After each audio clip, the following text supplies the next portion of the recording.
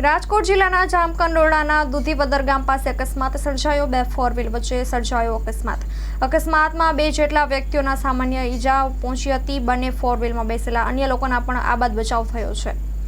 ઈજાગ્રસ્તોને જામકંડોરણા આરોગ્ય કેન્દ્ર ખાતે સારવાર અર્થે લઈ જવામાં આવ્યા હતા। અકસ્માત થતાં બંને ફોર વ્હીલ ખેતરમાં ઉતરી ગઈ હતી।